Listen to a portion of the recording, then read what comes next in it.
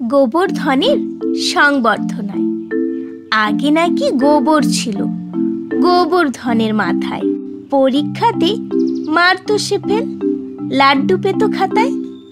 হাপিয়ালি পরীক্ষাতে ফেল মারা তার খতম। সবাইকে সে টেক্কা দিত, মেরিট লিস্টে প্রথম। শিক্ষকেরা বেজায় খুশি, সবাই তালি বাজায়। উৎসাহ তার উদ্দীপনায় মঞ্চ তোরণ সাজায়।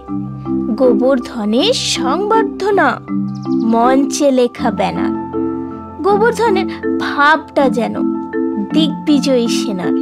হেডমাস্টার বক্তৃতাতে প্রশংসা তার করেন। গোবর্ধনের অধ্যাবসায় ডিটেলস তুলে ধরেন।